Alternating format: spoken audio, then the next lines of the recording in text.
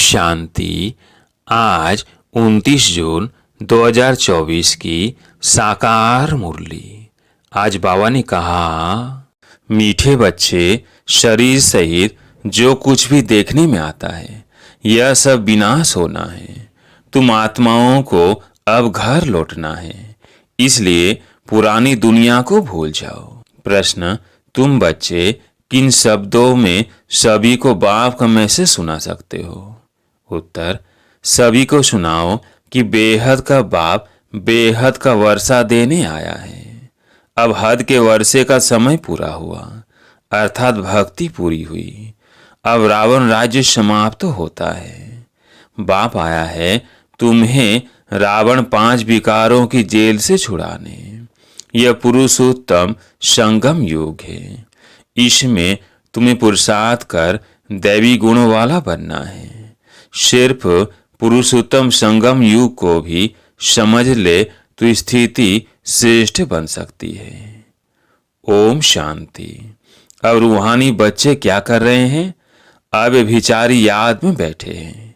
एक होती है अव्यभिचारी याद और दूसरी होती है व्यभिचारी याद। अव्यभिचारी याद अथवा अव्यभिचारी भक्ति जब पहले शुरू होती है तो सब शिव की पूजा करते हैं। ऊंच तेज भगवान वही है। वो बाप भी है, फिर शिक्षक भी है। पढ़ाते हैं। क्या पढ़ाते हैं? मनुष्य देवता बनाते हैं। देवता से मनुष्य बनने में तुम बच्चों को 84 जन्म लगे हैं और मनुष्य देवता बनने में 1 सेकंड लगता है। यह तो बच्चे जानते हैं। हम बाप की याद में बैठे हैं। वो हमारा टीचर भी है, सदगुरु भी है। योग सिखाते हैं कि एक की याद में रहो। वो खुद कहते हैं, हे आत्माओं, हे बच्चे, देह के सब संबंध छोड़ो, अब वापिस जाना है। यह पुरानी दुनिया बदल रही है, अभी यहाँ रहना नहीं है। पुरानी दुनिया के विनाश के लिए ही यह बारूद आदि बनाई हुई है। नेचुरल कैलेमिटीज भी मदद करती है। विनाश तो होना है जरूर। तुम पुरुषोत्तम संगम युग पर हो, यह आत्मा जानती है। हम अभी लौट रहे हैं, इसलिए बाप कहते हैं इस पुरानी दुनिया, पुरानी देह को भी छोड़ना है। देह सहित जो भी इस दुनिया में देखने में आता है यह सब विनाश हो जाना है।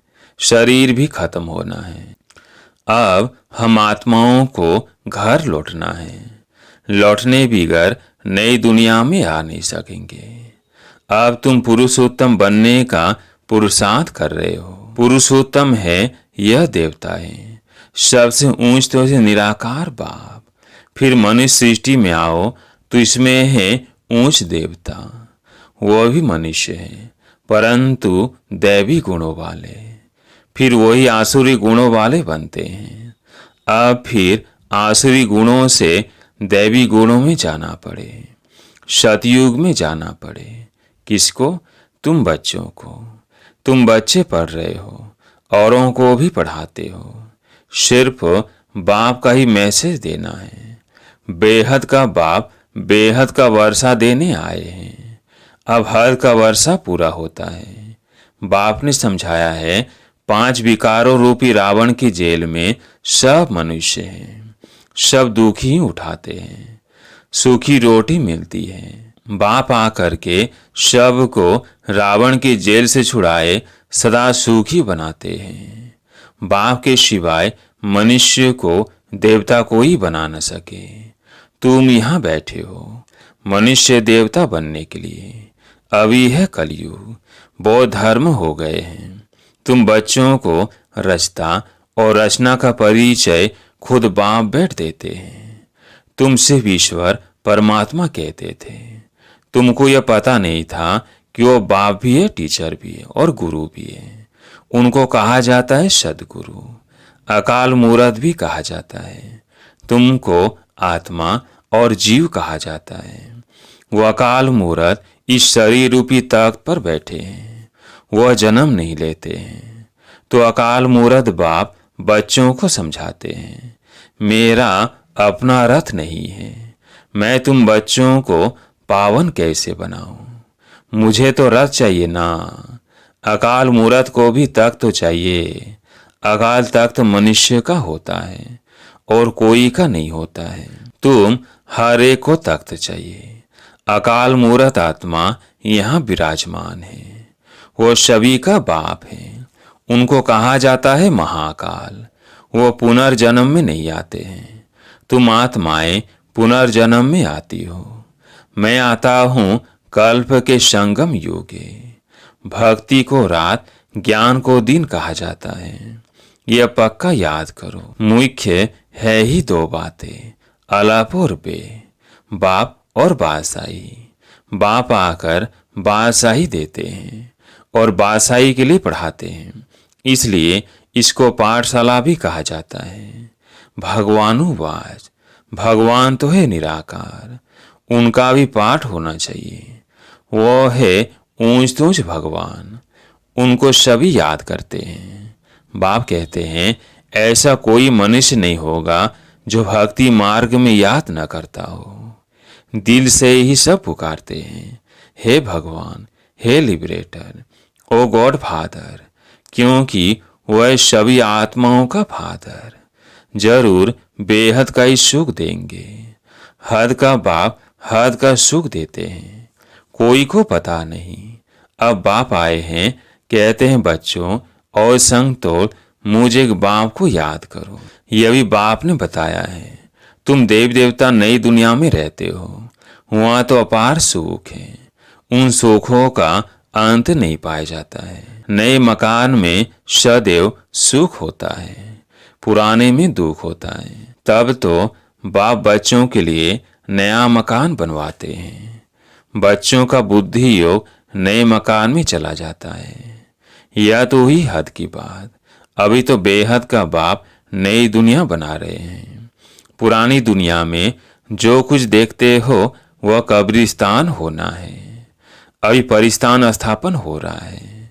तुम संगम युग पर हो।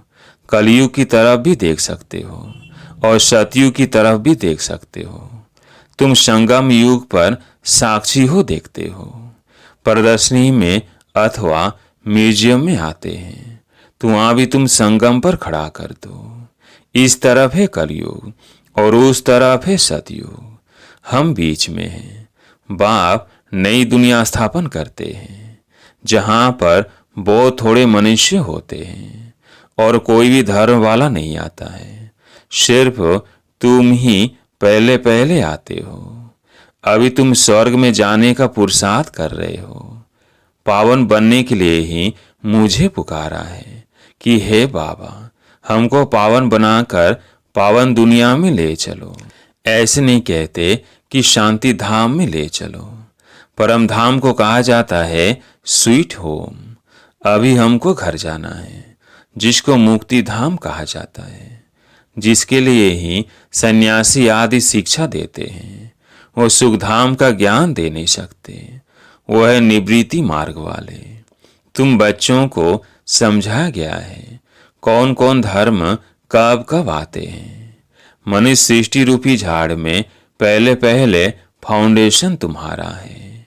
बीज को कहा जाता है वृक्षपति। बाप कहते हैं मैं वृक्षपति ऊपर में निवास करता हूँ।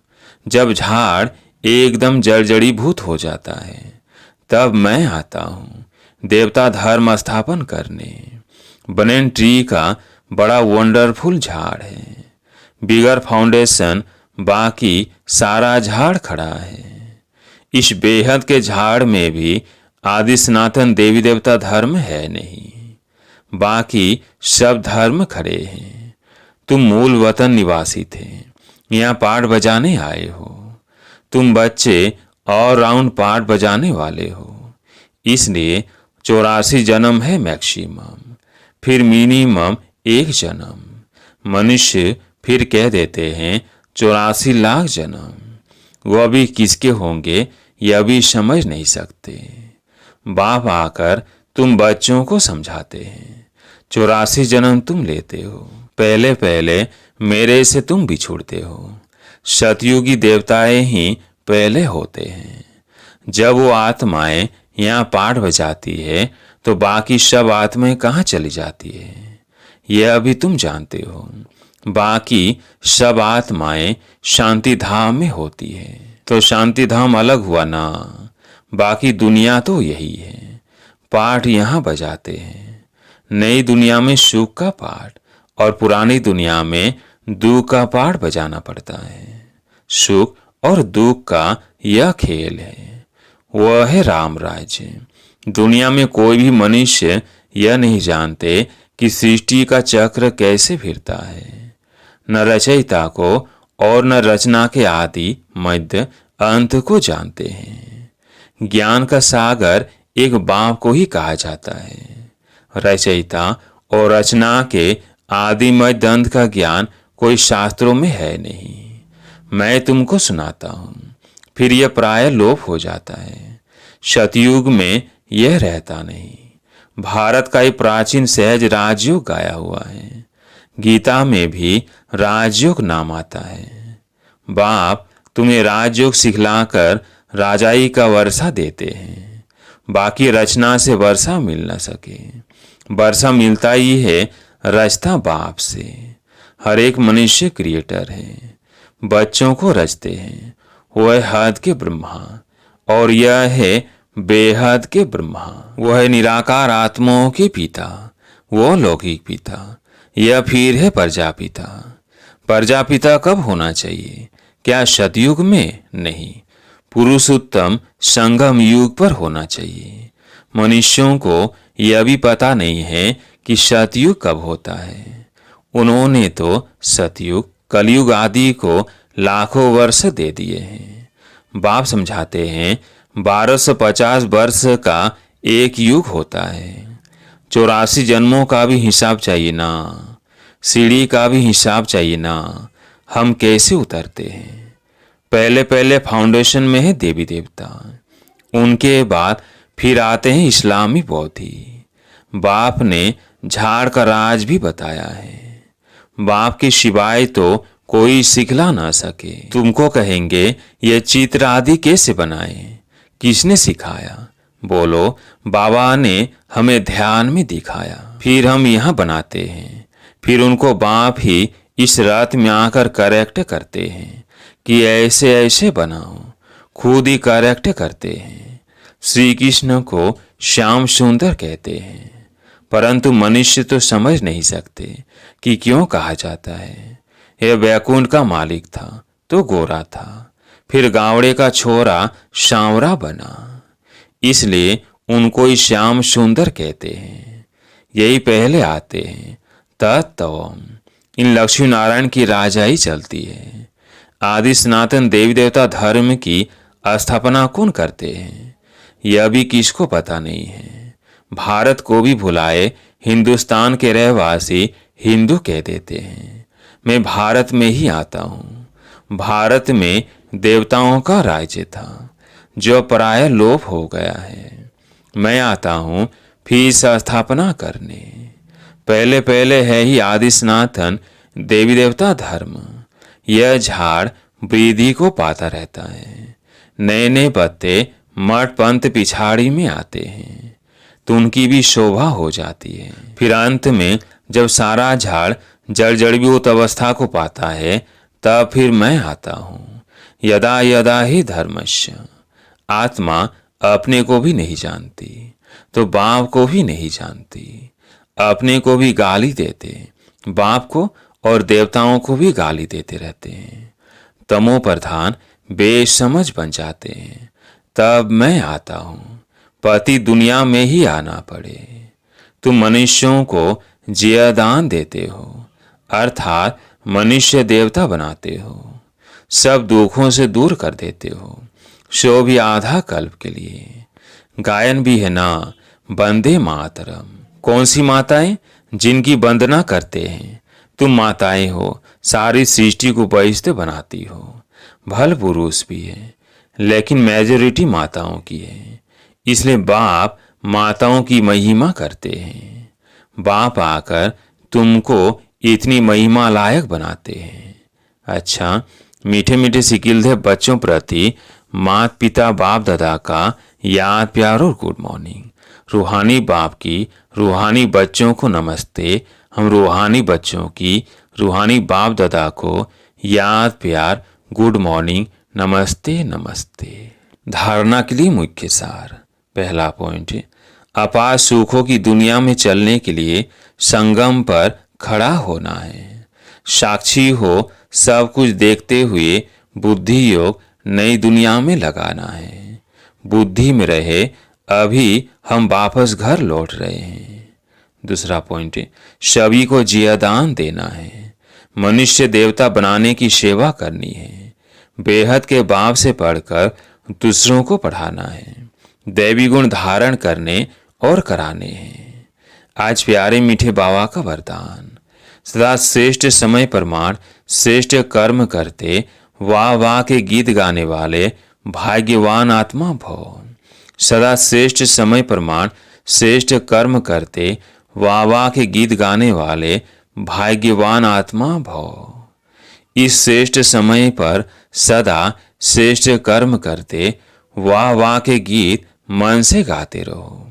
वाह मेरा श्रेष्ठ कर्म, या वाह श्रेष्ठ कर्म सिखलाने वाले बाबा।